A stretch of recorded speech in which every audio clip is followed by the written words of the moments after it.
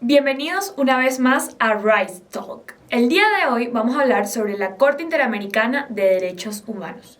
Pero antes de comenzar, recuerda suscribirte a nuestro canal, activar la campanita de notificaciones para que estés al tanto de todos nuestros videos. Ahora sí, comencemos.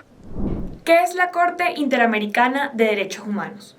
Es un tribunal regional para la protección de los derechos humanos en el sistema interamericano, la cual funciona como un órgano judicial autónomo que sirve para proteger y garantizar los derechos humanos a través de la interpretación de la Convención Americana sobre Derechos Humanos, la cual es un tratado internacional con vigencia a partir del 18 de julio de 1978, que contiene derechos y obligaciones que deben ser respetados y cumplidos por todos los Estados miembros.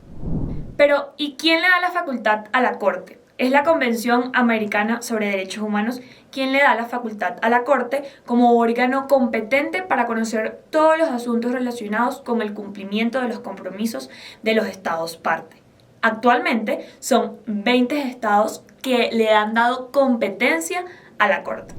¿Cómo está integrada? Bueno, la Corte está integrada por 7 jueces nacionales de los Estados miembros de la Organización de los Estados Americanos, que suelen ser altas autoridades en materia de derechos humanos y tienen una duración o su mandato aproximado de 6 años. ¿Cómo funciona la Corte? Sobre el funcionamiento de la Corte, todas las reglas de la organización, los procedimientos y las funciones de la Corte se encuentran en la Convención Americana en su capítulo 8, que va desde el artículo 52 hasta el artículo 69. Ahora, ¿qué funciones tiene la Corte? La Corte tiene 3 principales funciones. Una función contenciosa, una función que permite dar medidas provisionales y una función consultiva. ¿Pero qué implica cada función? Primero, la función contenciosa, que es la que permite a la Corte que sea quien determine la responsabilidad internacional de un Estado por la violación de algunos derechos consagrados en el marco normativo del sistema interamericano y supervisar realmente el cumplimiento de las sentencias.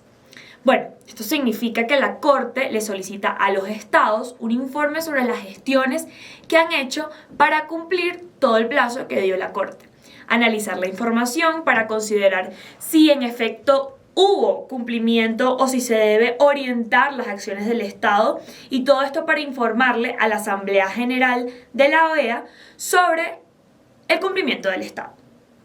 Y como medida adicional, puede la Corte convocar audiencias al Estado y a los representantes de las víctimas con el fin de escucharlos para supervisar el cumplimiento de las decisiones de la Corte que tomó en el pasado. Este mecanismo busca que se implementen efectivamente las decisiones de la Corte. Segundo, está la función de dictar medidas provisionales, que faculta que la Corte establezca que el Estado haga o deje de hacer algo en casos de extrema gravedad y urgencia, en los que se requiere evitar daños irreparables a las personas afectadas en el caso. Por último, la función consultiva, donde la Corte responde a las consultas de los Estados miembros de la OEA sobre asuntos muy específicos.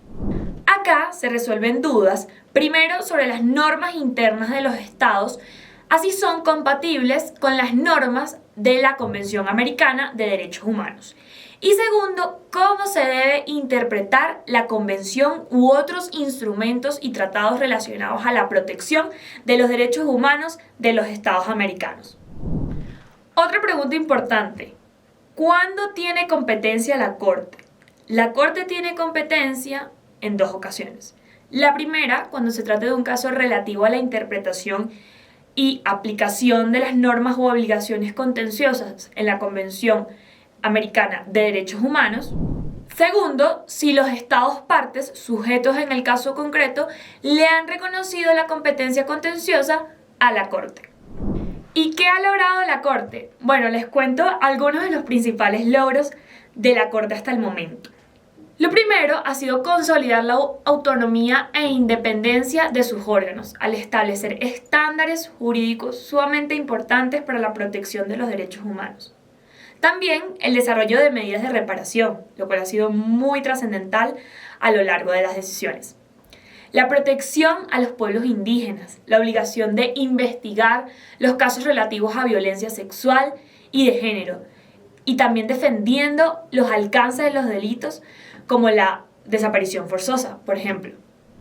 Y con esto llegamos al final de este episodio. Esperamos que te haya gustado y te haya servido para que tengas más información para reflexionar sobre los derechos humanos en la sociedad. Nos vemos en un próximo episodio, pero recuerda suscribirte, darle like y comentar en este video. Te leemos y esperamos que te haya gustado.